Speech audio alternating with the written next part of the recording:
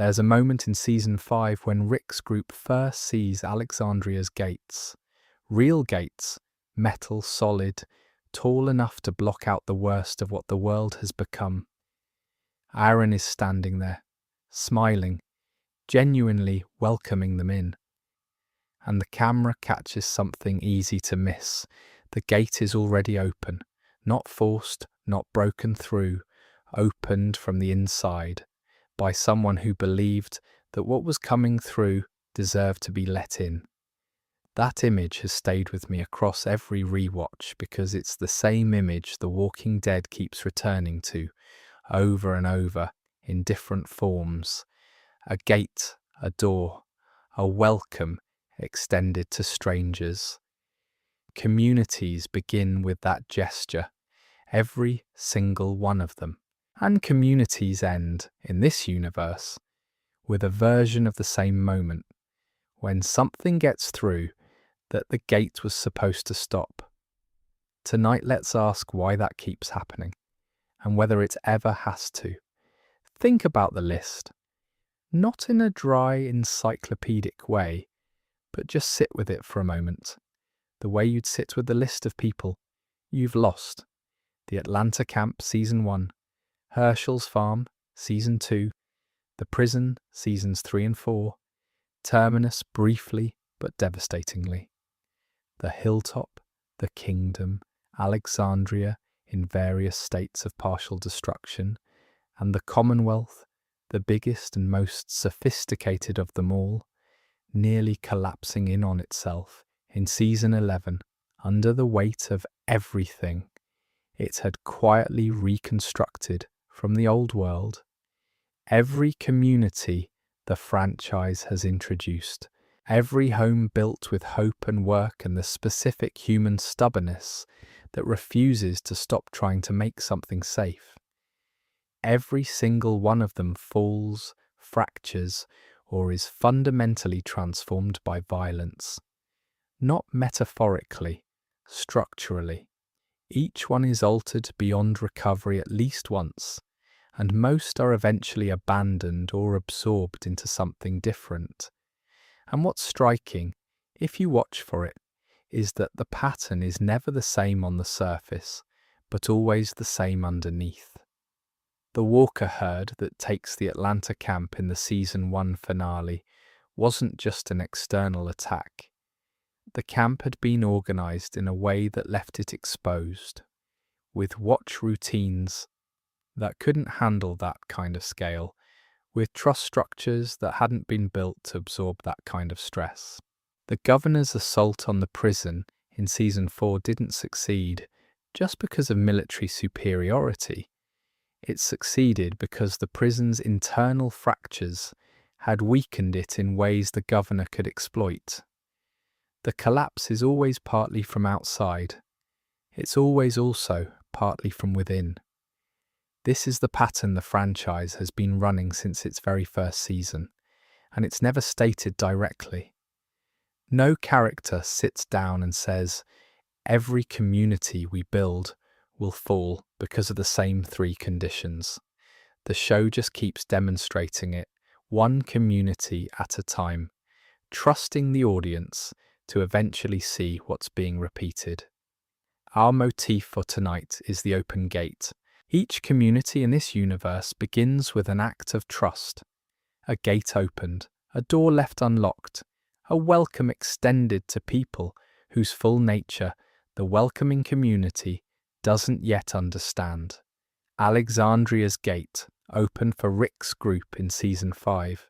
Herschel's farmhouse door opened cautiously for the survivors who would eventually destabilize everything he had built there.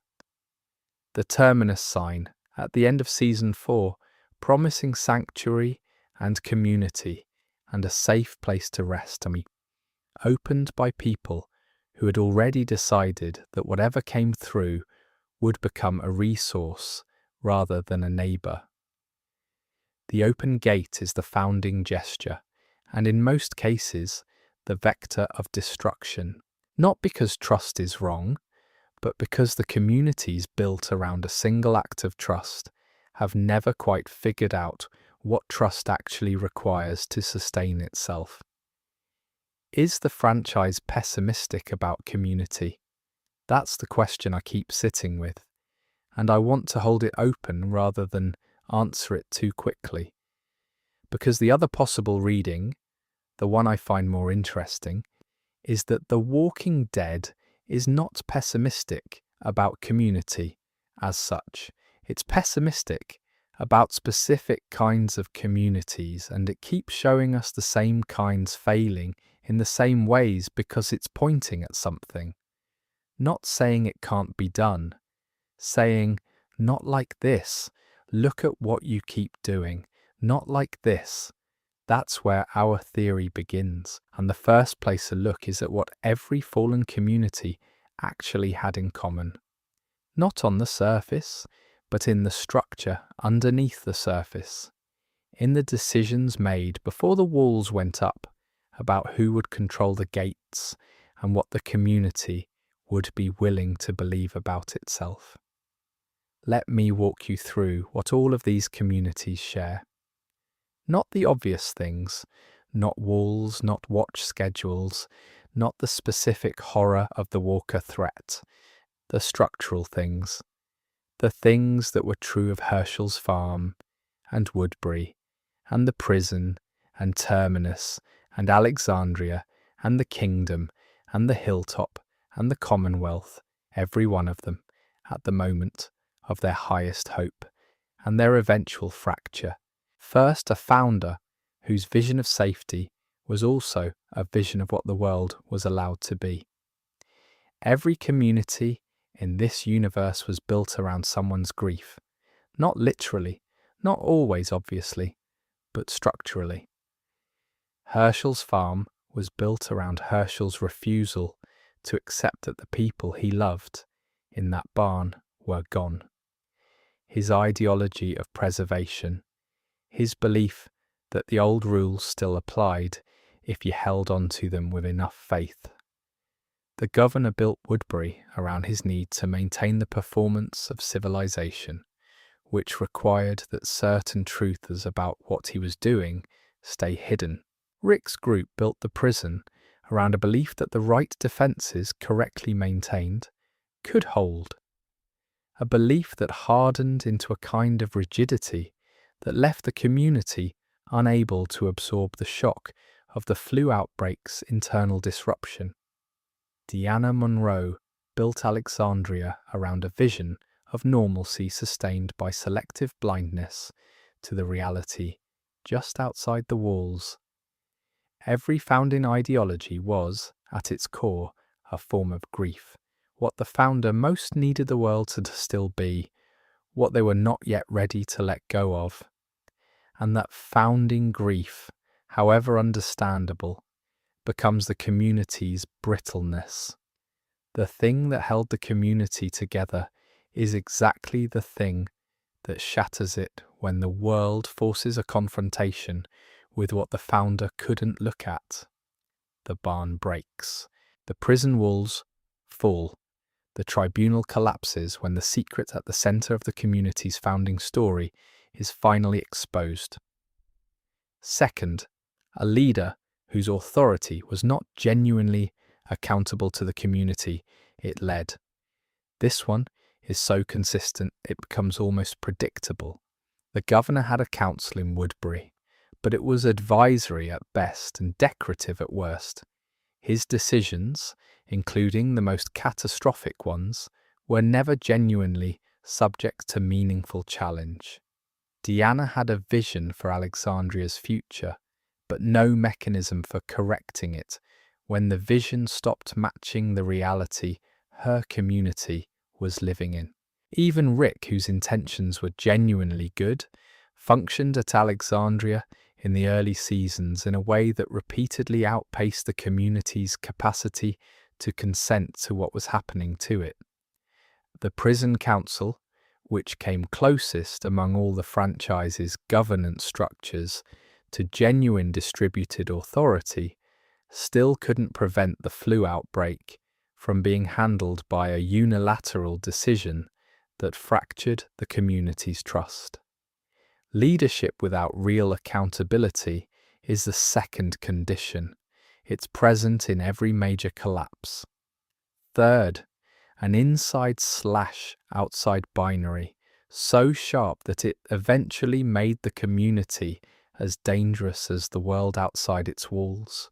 Every community in this universe defined itself partly through exclusion, through who was kept out, through what the walls were for, through the story it told about the difference between the people inside and the threats outside. When that binary hardens, when the inside/outside distinction becomes the primary organizing principle of the community's identity, something specific starts to happen. The community begins to treat the inside as a fixed and precious thing that must be protected from contamination, rather than as a living and changing thing that needs contact with the outside to stay healthy. Terminus is the most extreme example, a community so traumatized by what came through its gates that it eventually inverted into predation, eating the very people it once would have welcomed. But Woodbury, the Sanctuary, the pre-reformed Alexandria, each shows a version of the same corruption, where the inside/outside binary eventually generates a community that mirrors, in its own way, exactly what it was built to defend against. The founding ideology built on grief, the leadership that cannot correct itself, the inside/outside binary that corrupts. These three conditions are present in varying intensities in every major community collapse the franchise has shown us. And once you see them, you can't unsee them. They're there from the very beginning, in the very first community, in the warm Georgia night around the campfire outside Atlanta. And that's where the pattern starts to click, or at least it might. The leader problem is the one that's hardest to see clearly, because The Walking Dead is a story organized around a leader we're meant to care about. Rick Grimes is the protagonist. His perspective shapes how we experience the narrative, and so the show has to be somewhat careful about how directly it indicts the model of leadership he represents, which is the model of singular, vision-driven authority that most of the franchise's communities, including the ones he builds, have run on. But it does indict it, carefully, slowly, across multiple seasons, through the observable consequences of what happens when that model is applied.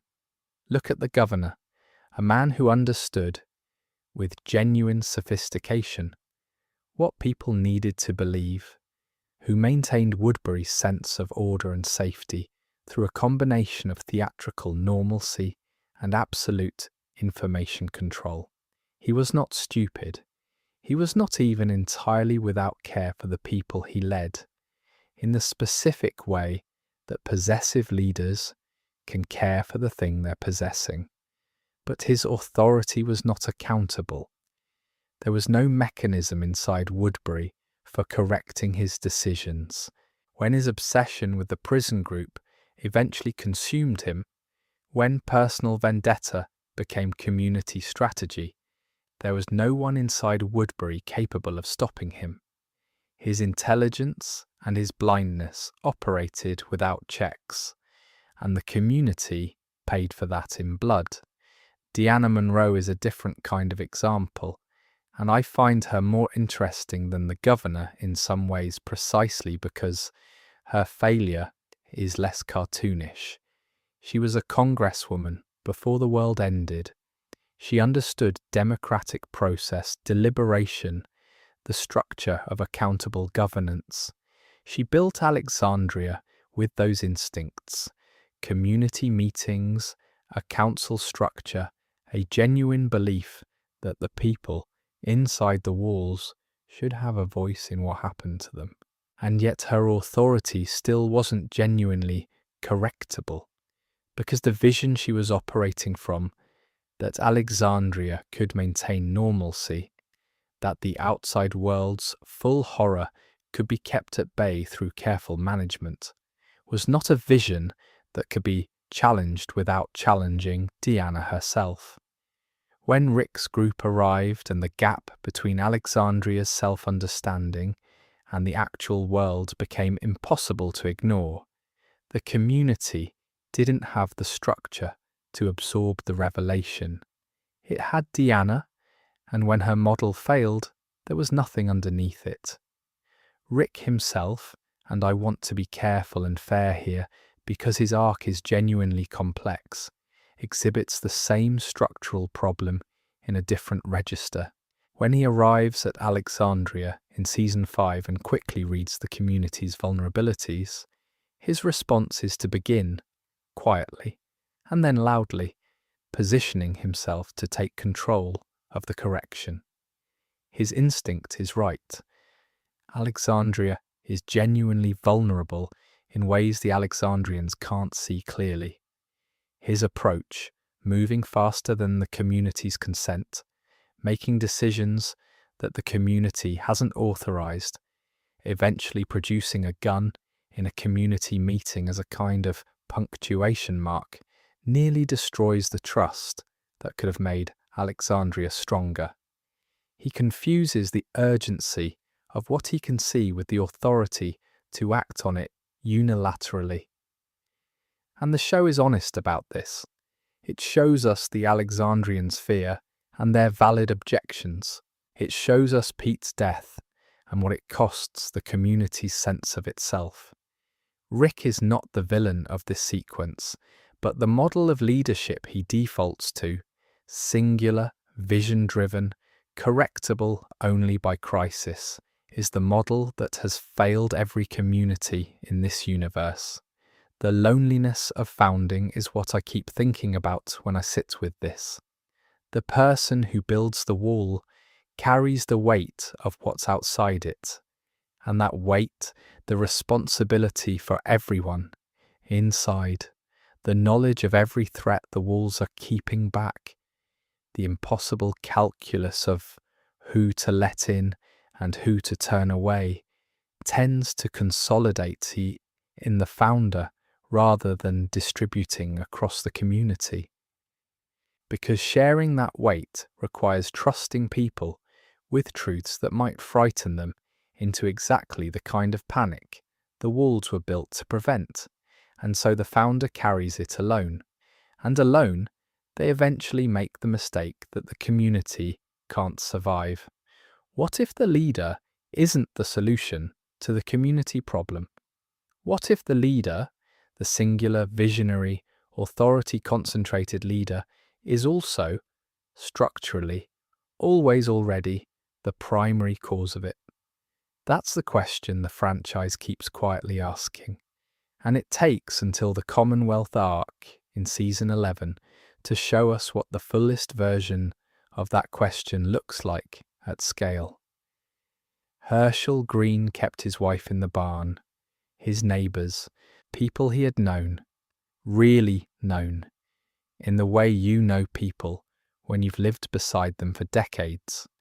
And when the world ended and those people turned, he couldn't let them go. He couldn't do what the world required, which was to accept that the person in the barn, wearing his wife's face, was no longer his wife. So he kept them. He found food for them. He maintained a space in his community that was dedicated to preserving what the world had already ended, because his love for those people was stronger for a time than his capacity to accept what had happened to them. That barn is the most honest image of how communities are founded in The Walking Dead. Not with strategy, not with governance theory, not with a clear-eyed assessment of the threats and resources, with love, with grief, with the specific human refusal to accept that the thing you built your life around is gone. Herschel's farm was built in its deepest structure, on the belief that if he held on tightly enough and maintain the forms of the old life carefully enough, the old life would eventually come back. The walkers in the barn were the founding ideology made literal, preserved, kept, fed, because letting go was the thing the founder couldn't do. In season 2, when Shane forces the barn open, a decision that was violent and unilateral and wrong in its method, whatever the justification, the community's founding ideology is destroyed publicly. The walkers come out, are shot, and Sophia walks out last, already turned, already gone. And Herschel stands in the field and watches, and his face does something very quiet and very devastating. It lets go. Not all at once, but the grip loosens.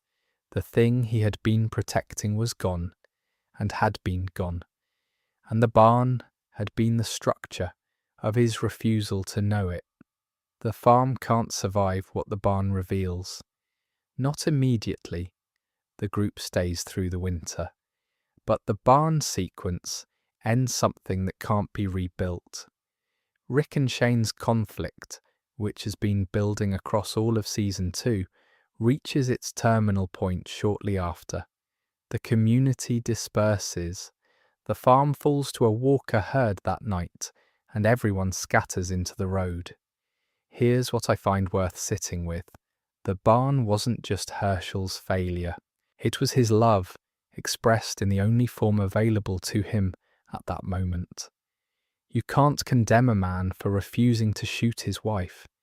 You can only look at what that refusal cost, the vulnerability it created, the space it gave Shane's resentment to grow in, the fracture point it provided for Rick and Shane's long-deferred confrontation, and understand that the barn was both a beautiful thing and a fatal one, that it held the community together and also held the thing that would end it. Every community in The Walking Dead has its barn, the thing the founders refused to look at directly. For Herschel, it was literal, walkers he loved, preserved in hope. For the governor, it was Penny, his daughter, kept in a similar condition, in a similar delusion. For Deanna, the barn was the normalcy of Alexandria's social structure, the fiction that they could maintain the old world's comforts, while the new world pressed against every wall. For Pamela Milton at the Commonwealth, the barn was the class system, the inherited hierarchy, the thing she couldn't look at directly, because looking would require admitting what it cost the people at the bottom. What would it take to build a community without a barn? To found something not on the thing you're grieving, but on what you've accepted? I think the franchise is working towards showing us, and I think the evidence for that is scattered across the later seasons and the spin-offs, in the moments when survivors who have lost everything are forced to build from what remains, rather than from what they wish still existed. But we're not there yet. First, let's look at what the barn costs, over and over, in the communities that couldn't keep it hidden long enough. The prison was the best thing Rick's group ever built. I want to say that clearly before I explain how it fell, because the falling makes more sense if you understand what was achieved. The council system, established in Season 4, was a genuine innovation. Multiple people sharing governance, decisions made collectively. The weight of leadership distributed, rather than concentrated, in Rick alone. There were clinics. There was a school. There was a garden visible in the Season 4 premiere, with Rick's hands in the soil, growing something in a place that was built to hold people who had failed civilization rather than to sustain it. The prison, at its best, was a community that had genuinely learned something from the failures that came before it. And it fell anyway, in 2 phases, both instructive. First, the flu outbreak, a disease moving through the prison in season 4, killing people faster than the council could manage, requiring hard decisions about quarantine and treatment, and who was sick, and who was exposed, and who could be trusted to tell the truth about their own symptoms. Carol made a unilateral call, killed Karen and David, the infected, to stop the spread, and Rick made a unilateral call in response, exiling her without the council's involvement. Two of the most significant decisions of that crisis were made by individuals operating outside the community's governance structure under pressure in ways the structure was supposed to prevent. The council existed. The council was not consulted on either decision. This is the pattern. Governance structures in this universe are built for the calm between crises, not for the crises themselves. When the pressure mounts, leaders default to singularity. The structure that was supposed to distribute the decision-making becomes temporarily inaccessible. Too slow, too complicated, too dependent on consensus when speed feels necessary. And in the gap that pressure creates, individual decision-makers make calls that the community hasn't authorized and sometimes can't survive. Then the governor arrived. His assault on the prison in the season 4 mid-season finale came from outside. But here's what I keep thinking about. The prison's internal fractures, the trust disrupted by the flu decisions, the grief of the outbreak's deaths, the unresolved questions about Carol's exile, had already done damage that couldn't be fully repaired. The governor didn't destroy a unified community. He destroyed a community that was already stressed along its fault lines. And Herschel's death at the field, mid-sentence, mid-argument for peace, removed the one person who might have been able to absorb the shock of the assault and hold the community together through it. The prison lost its wisest voice and its walls in the same sequence. Those weren't separate losses. They were the same loss because Herschel was the community's capacity to process difficulty without fracturing. Maybe, he says in that field, and the governor swings Michonne's sword. It's the most devastating single edit in the series run, because it takes the argument, the actual words, the genuine case for the possibility of peace amid Seihan, and cuts it, not metaphorically. The blade cuts the sentence. It cuts the person making the argument. It cuts the possibility the argument was pointing toward. And then everything falls. The prison demonstrates in its specific shape of failure that defensibility without community cohesion is delay rather than protection. You can build the right walls, you can establish the right council, and still, if the trust inside the walls is thin enough, and the grief is deep enough, and the governance structure breaks down under the first serious pressure, the walls hold nothing that can't be broken from outside, because the breaking has already started from within. The prison was the best thing they built, and it wasn't enough, not because the people inside were wrong to try, but because the three conditions were still operating. An ideology of defensibility that couldn't adapt when the inside threat proved as dangerous as the outside. A governance structure that individual decision makers overrode under pressure, and an inside/outside binary that eventually made the governor, the outer threat, the instrument of an internal fracture that was already forming. The best built community still fell. That's worth sitting with. Mary is at a fire when she tells the story of Terminus. Carol and the others have survived the attack, and in the season 5 episode, 4 Walls and a Roof, There's a sequence where we begin to understand what Terminus was before it became what it became. There were signs once, real signs, real promises of sanctuary. People came, and the people who came in the early days did what people always do when they find a community that isn't defended carefully enough. They took it. They hurt the people who built it. They used Terminus as a resource rather than a home. And then the Terminus founders reclaimed it, and something had changed. The welcome that had been extended and exploited was replaced by something harder, colder, more deliberate. The sanctuary signs stayed up, not because the founders still believed in sanctuary, but because the signs were bait now. Terminus kept welcoming people. It just stopped considering them people once they arrived. The inversion is the most disturbing thing about Terminus's story, and the show presents it with genuine, uncomfortable empathy. Mary's grief is real.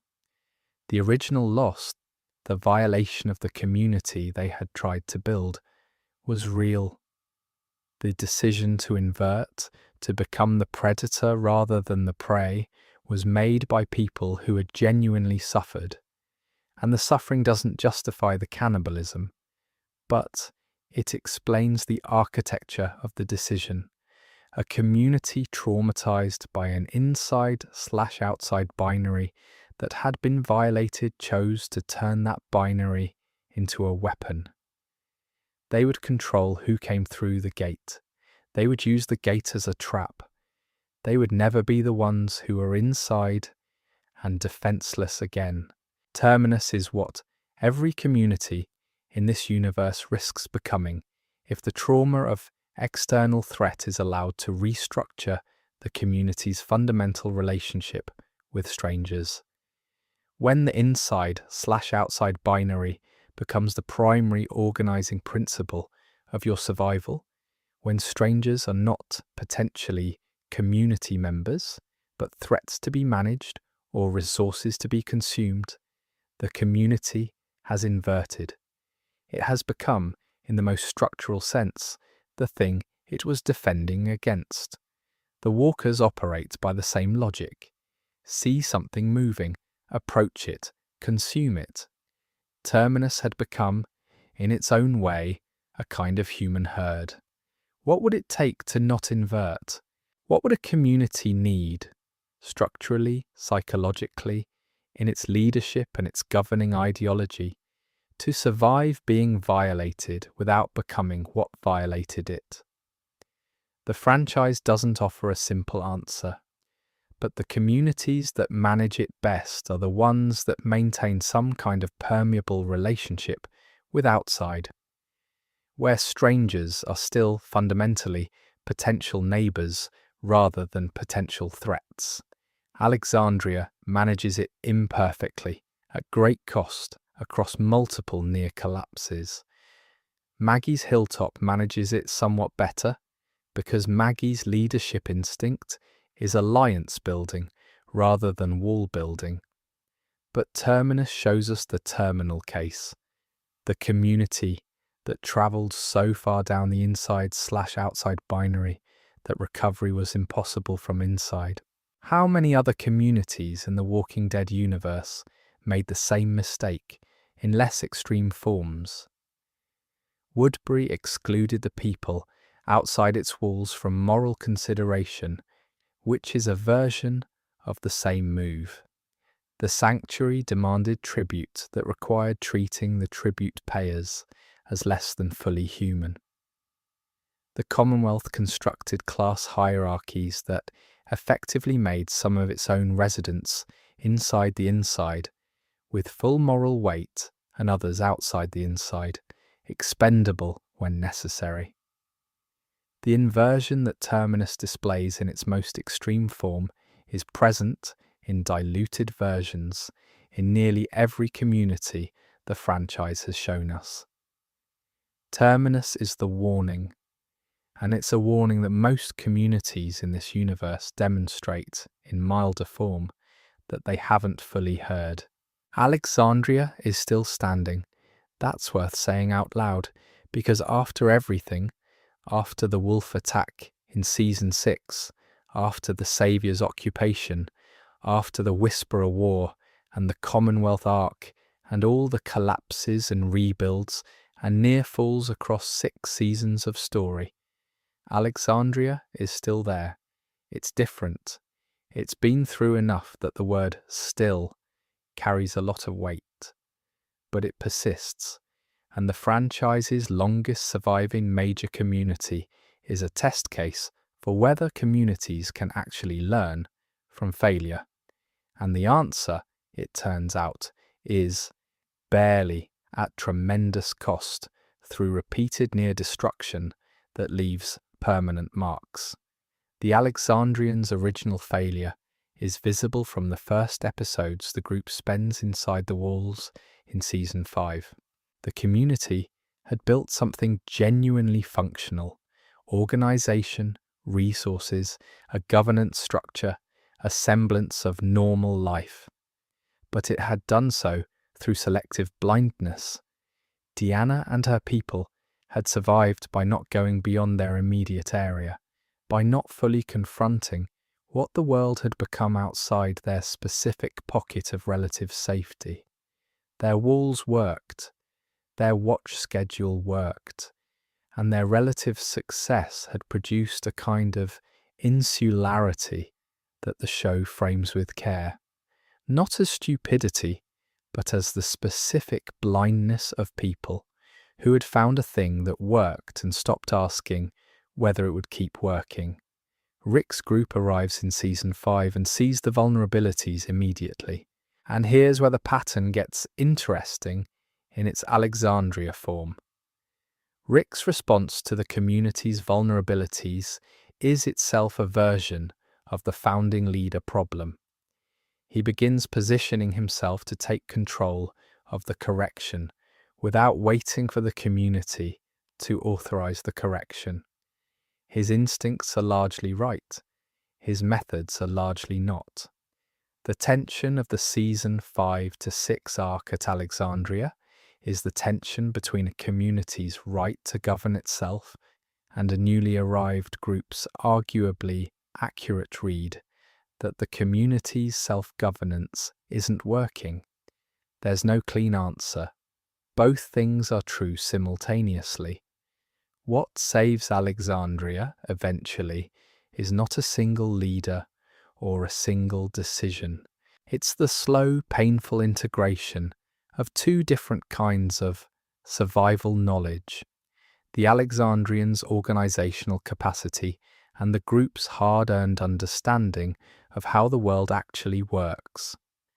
That integration happens across seasons and cost lives. It requires people to die repeatedly before the lessons take hold, but it does happen. And the Alexandria that faces the Commonwealth Arc in Season 11 is genuinely different from the Alexandria that Rick's group arrived at in Season 5, not stronger in the simple defensibility measurement sense, more complex, more capable of adaptation, less certain that it knows the right answer, and more capable of revising its model when the answer stops working. Is that still standing at the end of Season 11 a victory? I want to hold both possible readings here. One reading? Yes. Alexandria learned. It adapted. It survived what the prison and Woodbury and Terminus couldn't survive, because it found ways to distribute its ideology and its leadership and its relationship with strangers that the other communities didn't manage. The other reading, which some fans articulate, and which I think is also worth taking seriously. Alexandria survived partly through luck, partly through plot necessity, and the structural conditions that ended every other community are still present inside its walls in various forms. The test may not be over. The gate is still there, and the gate is still open. Which reading feels right to you? Drop it in the comments. I'm genuinely curious whether people read Alexandria's survival as evidence that the cycle can break, or evidence that the break just hasn't come yet. The Commonwealth had everything. Tens of thousands of people, a functioning economy, entertainment, schools, sewage systems that worked, restaurants, a military structure capable of projecting force at distances the other communities could only dream of. When we first encounter it in Season 11, it reads as the franchise's answer to the question that the prison's collapse and Alexandria's struggles had been asking. What if a community had enough resources to actually survive? What if scale itself was the solution? Enough people, enough infrastructure, enough organized complexity to absorb the shocks that destroyed the smaller communities. And then Pamela Milton opens her mouth and starts talking about what the Commonwealth is for, and something quietly clicks into place. Not in a sinister way. Pamela Milton is not a cartoon villain. She's a woman who genuinely believes that what she is maintaining is worth maintaining, that the Commonwealth's structure is the best available model for human survival, that the old world's frameworks, the economy, the class hierarchy, the governance structures, are the only proven templates for organizing large numbers of human beings. She believes this with something close to faith, and her belief, like Herschel's faith in the barn walkers, is both her community's organizing principle and its primary brittleness. Lance Hornsby is the internal corruption that institutional complexity always generates, the person who understands the system well enough to exploit it, who uses its legitimate structures for illegitimate purposes, who is possible precisely because the institution has become complex enough that accountability requires active maintenance that isn't happening. Hornsby is not an accident of the Commonwealth, he is its product. Large, stratified institutions with concentrated power at the top and diffuse accountability throughout create the conditions for Hornsby to exist. He didn't emerge despite the Commonwealth's sophistication, he emerged because of it. What collapses in Season 11 is not the Commonwealth's walls or its infrastructure.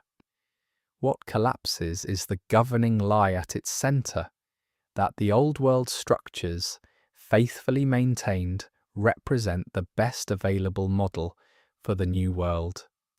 Pamela Milton's class system, where your pre-apocalypse profession determines your post-apocalypse status, where the people, with the right backgrounds, live inside the inner walls, and the people without them live in the outer districts, is not just unfair. It's structurally brittle in exactly the way the barn was brittle. It requires everyone to agree not to look at it directly. And when the people who have been disadvantaged by it stop agreeing, when Connie and Kelly and Magna and the people at the margins of the Commonwealth's inside/outside binary make the gap visible, the lie collapses. The Commonwealth doesn't fall, it's reformed. But the reform requires the near death of the community, and it requires outside pressure from Rick's group's successors to create the conditions in which reform becomes possible. Left to itself, the Commonwealth's leadership structure was not self-correcting. The leadership that couldn't correct itself was there, at the largest scale the franchise has shown us. The founding ideology built on grief, in this case Pamela's grief for the old world, and her refusal to accept that its frameworks carried the conditions of their own failure, was there. And the inside/outside binary inscribed into the class system was there at every level of the community's structure. The Commonwealth is the franchise's clearest argument that intelligence and resources don't fix the problem. You can have all the logistics you need and still rebuild the exact conditions that destroyed civilization the first time. You can have tens of thousands of people and still organize them in ways that generate the brittleness that will eventually break the community. The three conditions don't respond to scale. They respond to the decisions made about how the community governs itself, what it believes about itself, and how it relates to the people beyond its walls. If the Commonwealth nearly collapses under the weight of what it chose to reconstruct, what does a community that actually survives the long term look like? That's the question we've been building toward, and I think the franchise across its most recent seasons and spin-offs has been starting to show us the answer. Imperfectly, in fragments, in the communities that fail just enough to learn something, and that's where the pattern starts to click. Or at least, it might. Let me lay out the theory carefully, framed as what it is by read on the pattern the franchise has been running, not a confirmed statement of the showrunner's intent. Every major community collapse in The Walking Dead follows a pattern involving three conditions operating simultaneously. The first is ideology brittleness. The founding belief that held the community together becomes under sufficient pressure the thing that shatters it. The barn, the walls, the tribute system, the class hierarchy. Each founding ideology was also a founding vulnerability because it was built on what the founder needed the world to be rather than on what the world actually was. The second condition is uncorrectable leadership, a leadership model that concentrated authority without creating genuine mechanisms for accountability, for revision, for the community to correct its leader when the leader's model stopped working. The governor had no check. Deanna had no check that functioned under real pressure. Rick's instinct was to override the check when urgency felt sufficient. Even the prison's council system broke down when the individuals involved overrode it under pressure. The third condition is the inside/outside binary made absolute, a community so defined by the distinction between inside and outside that it eventually becomes as dangerous to the people inside as the world outside the walls. Terminus, Woodbury, the Sanctuary, the Commonwealth's class system, each built an inside/outside binary that eventually turned the community against itself. The communities that survive longest are consistently the ones that find partial ways to disrupt at least one of these conditions. Alexandria survives barely because it eventually distributes leadership across more than one person. The council structure, the integration of the group survival knowledge with the Alexandrians' organizational capacity. The hilltop under Maggie survives at significant cost because Maggie's leadership instinct runs toward alliance building. She is consistently more interested in managing her relationship with outside communities than in hardening the walls against them. She disrupts the inside/outside binary, however imperfectly, through the consistent choice to treat strangers as potential neighbors rather than potential threats. None of these communities fully disrupts all three conditions simultaneously.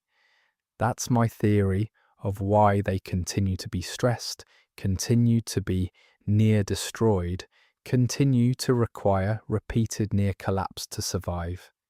Disrupting one condition doesn't protect you from the other two, and the franchise has been showing us over and over what happens when you fix the leadership problem but leave the ideology brittleness intact. or when you manage the inside/outside binary but leave the leadership uncorrectable. What would disrupting all three conditions simultaneously look like? A community with a founding ideology built on adaptability rather than preservation, committed not to being a specific kind of thing, but to continuing to be alive, whatever that requires. A governance structure that genuinely distributes authority and creates real mechanisms for self-correction when the current model stops working. And a relationship with outsiders that is neither naively trusting nor defensively hostile, managed, permeable, capable of welcoming what deserves to be welcomed and turning away what doesn't, based on actual assessment rather than categorical rules.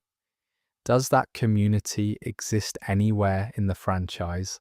I want to be honest, not yet, not fully. But I think it's what the franchise is building toward. Not by showing it to us directly, but by accumulating enough evidence of what doesn't work that the shape of what would work becomes visible in the negative space. Every community that fell was also a lesson, and the survivors who came after absorbed those lessons imperfectly and built something slightly more durable than what came before.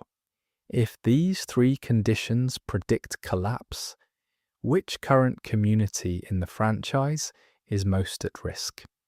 Drop your answer in the comments.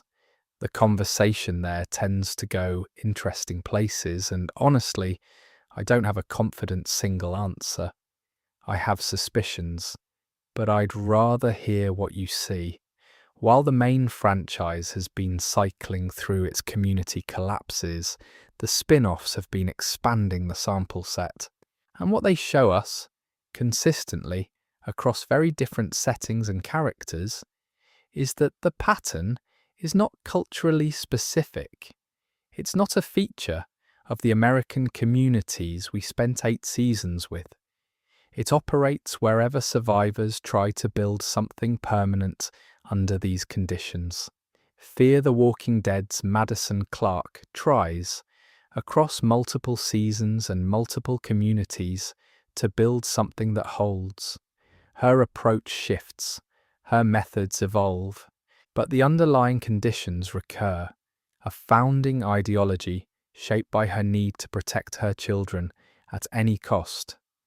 A leadership model that is fiercely intelligent and adaptive in crisis, but tends toward individual authority rather than genuine distribution. And an inside/outside binary that, because Madison is so protective of the people she loves, tends to harden quickly. Each of Madison's communities collapses. Some of them collapse because of her choices. The franchise uses her arc to show us a genuinely capable, genuinely caring founder who keeps rebuilding and keeps encountering the same pattern, because the pattern is not about competence, it's structural. Daryl Dixon in France is a different kind of spin-off evidence. The communities he encounters there, surviving in isolation with different histories and different pressures than the American communities, are facing versions of the same 3 conditions, but working them out differently. Some communities there have survived through what looks from the spin-off's evidence like a more distributed model of authority, smaller, more localized, more dependent on cooperation among communities than on any single community's internal governance. Whether those communities are durable in ways the American communities haven't been is something the spin-off hasn't fully answered yet. But the geography is interesting. The franchise is, deliberately or not, asking, does the pattern operate the same way in different cultural contexts? And the early evidence suggests the conditions are similar, but the specific forms they take vary by what the founders were grieving and what kind of governance the surrounding culture made available. Dead City offers no stable community at all, just Manhattan, an island overrun by walkers and organized human danger, where survival operates at the level of improvised teams rather than anything that could be called a community. Maggie and Negan navigating that environment are not building anything. They're surviving, and what's visible in their dynamic, in their specific negotiation of trust and distrust and pragmatic alliance, is a very compressed version of the same questions every community in this universe has had to answer. Who do you let through the gate? How much do you trust someone you have every reason not to trust? What does it cost to extend that trust and have it fail? The franchise's expanding geography is expanding the sample set for the same experiment. And the result so far is that the pattern holds across different settings, different cultures, different scales of community. The three conditions operate wherever human beings try to build something permanent in a world that keeps destroying permanence. That's a harder finding than community collapse because of mistakes specific people made. It suggests the conditions are embedded more deeply in the structure of how traumatized people build institutions, in the way grief shapes ideology, in the specific difficulty of maintaining accountable governance when survival pressure keeps creating urgency that overrides deliberation. Is there any community in the entire Walking Dead universe that broke the pattern? I genuinely don't know. Some fan community speculation suggests that the community's Daryl encounters in France come closer than anything the main show has produced. Others argue that the very structure of the franchise, which requires ongoing dramatic tension, which requires communities to be threatened in order to generate story, means we will never see a genuinely stable community, because a genuinely stable community is not dramatic. Both arguments have merit. And I want to hold that ambiguity rather than resolve it, because I think the uncertainty is part of what makes the franchise's question honest. It's not claiming to know the answer. It's showing us the problem over and over from different angles, hoping that something in the repeated demonstration will eventually click. Here's what I think a lasting community would actually require, framed as carefully as I can frame it, based on the franchise's consistent evidence, with the speculation clearly labelled as such. The franchise's evidence suggests that a genuinely durable community would need at least three things operating simultaneously, each of which disrupts one of the three conditions that keep producing collapse. First, a founding ideology of adaptability rather than preservation.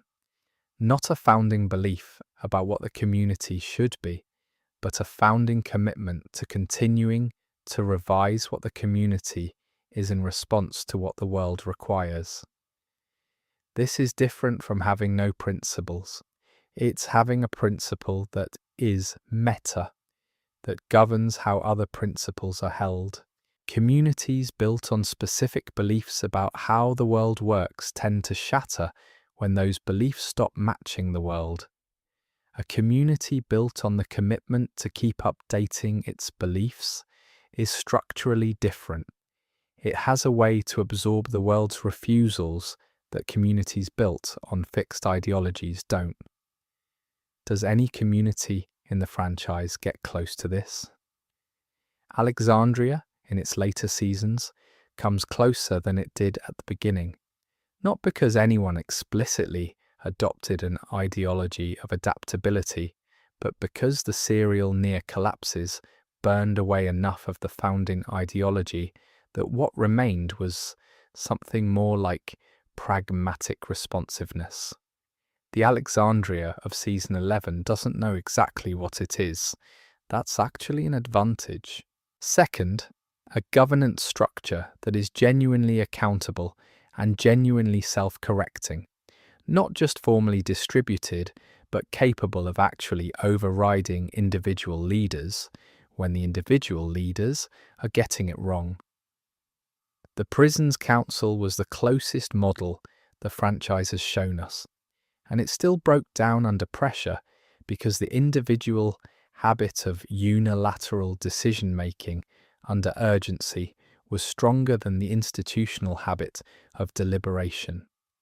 The gap between having a council and actually trusting the council when the situation is critical, that gap is where communities in this universe keep failing.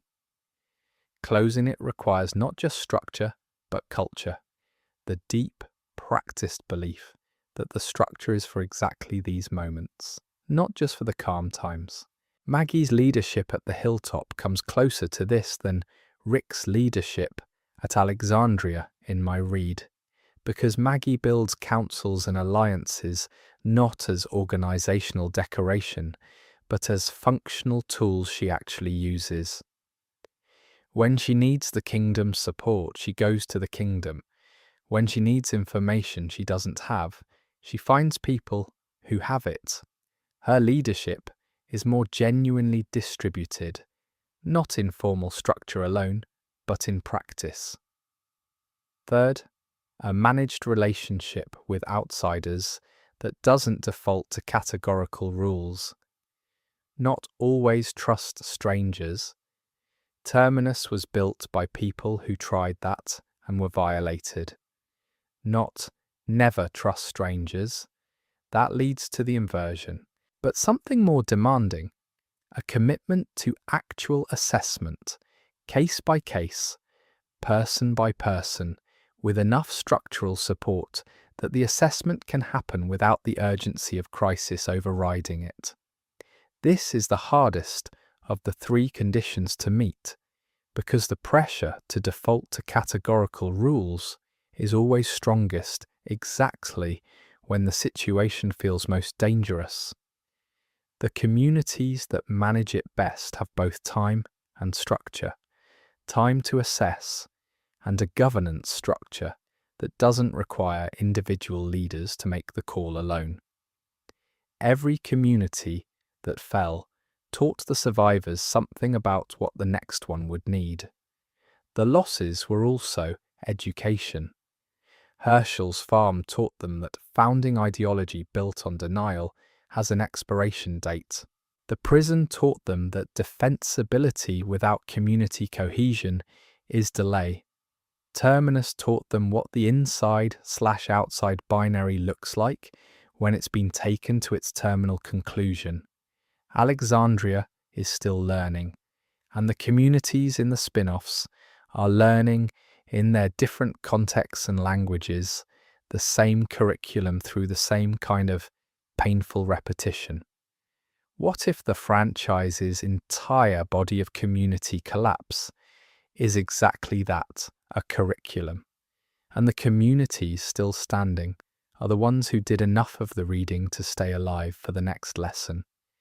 I find that framing genuinely hopeful, even though everything in it is built from loss.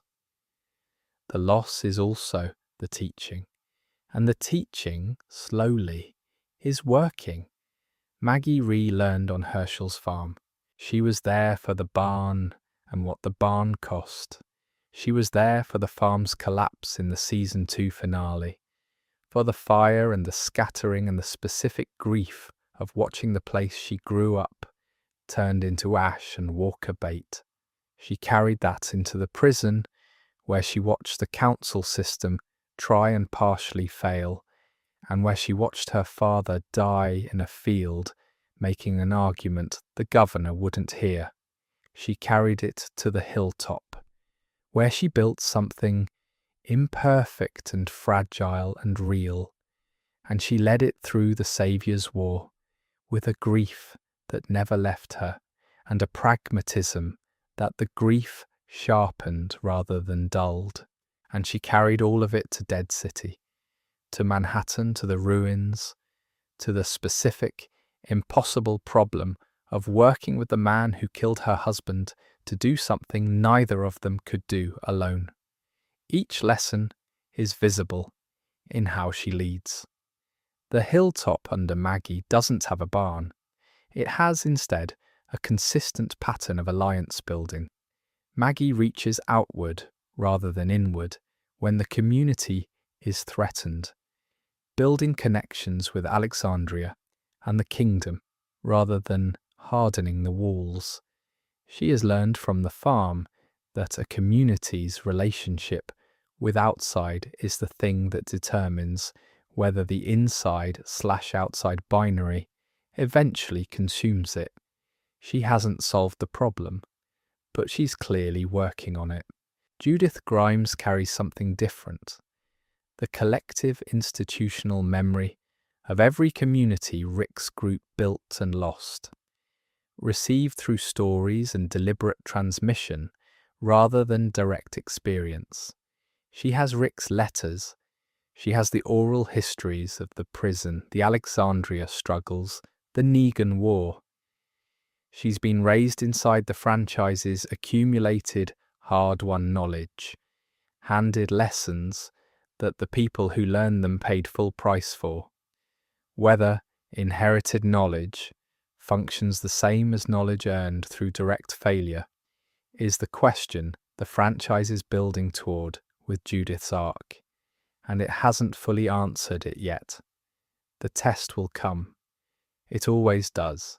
Some fans argue, and I want to include this reading because it's serious and worth taking seriously, that the spin-off communities are simply early-stage versions of the same collapse pattern.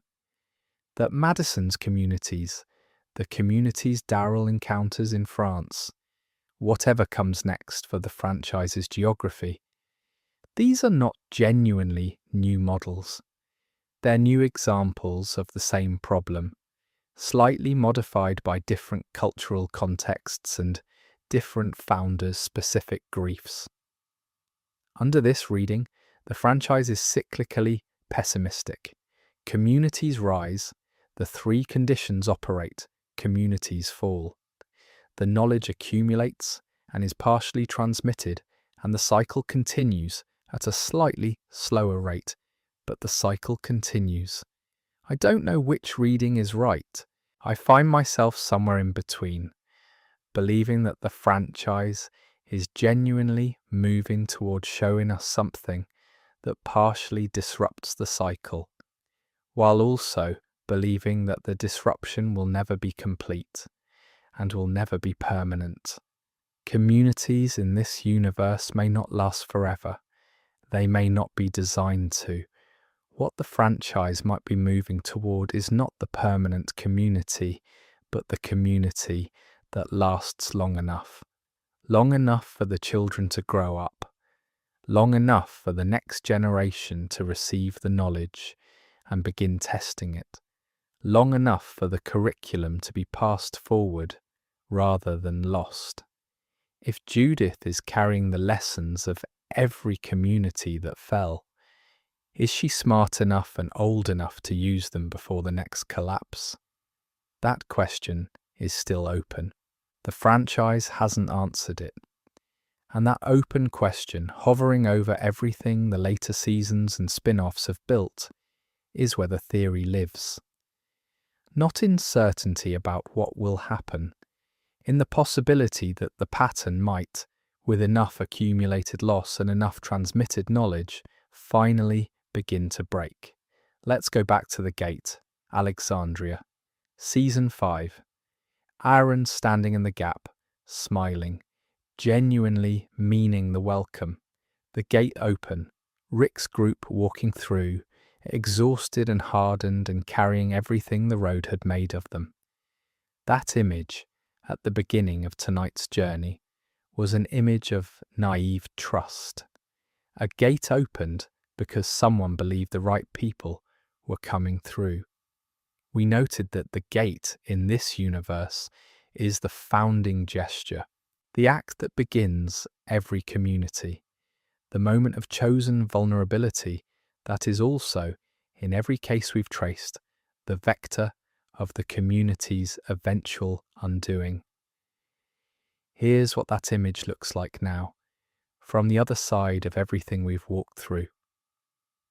The gate at the end of the franchise's current run, the Alexandria that survived the Commonwealth Arc, the gate that has been through more collapses and repairs than any other in the franchise, is not the same gesture as the gate at the beginning, the same physical structure, a completely different act, because the people who open it now know what opening it costs.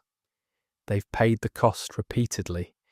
They know that what comes through might be salvation and might be the specific shape of the next crisis. They open it anyway, not because they don't know better, because they've learned at tremendous cost that not opening it is worse. That's the transformation our motif undergoes across the franchise. The open gate at the beginning is the innocence of trust extended without full knowledge of its cost. The open gate at the end, if we're reading the franchise's arc generously, is the choice of trust made with full knowledge by people who know exactly what it risks and have decided that the risk is worth taking. Those are not the same thing. The second gate is harder and quieter and more meaningful than the first. Maybe communities don't last in The Walking Dead because they haven't yet learned to distinguish between the gate opened in hope and the gate opened in knowledge. And maybe that distinction takes exactly this long to learn, takes a list of fallen communities, takes the specific grief of everyone who built something and watched it fall, takes the full curriculum of collapse and recovery and partial transmission and near destruction and survival. Maybe it takes all of that before a community can open its gate, knowing what it's doing and choosing to do it anyway. And if every community falls to teach the next one something, what is the last lesson? What is the thing that the franchise is building toward, chapter by chapter, community by community, loss by loss? I think I know what it might be, though I want to hold it as a possibility rather than a certainty. The last lesson might be that communities don't last because they were never supposed to, that the community isn't the destination, it's the vehicle, the thing that keeps the people inside alive long enough to transmit what they've learned to the next group of people who'll try to build something. And the goal isn't the permanent community. The goal is the permanent transmission, the knowledge passed from Herschel to Maggie, from Maggie's arc to Judith's inheritance, from Judith to whoever comes after. The knowledge doesn't live in the walls, it lives in the people. And the people, some of them, the ones who carried the lessons forward, keep going. The gate is still open. It's been through everything. It's still there. And on the other side of it, something is trying again to build a home. If every community falls to teach the next one something, what is the last lesson? And will anyone still be alive to learn it? I hope so. I genuinely, quietly, with everything the franchise has given me to work with tonight. I hope so.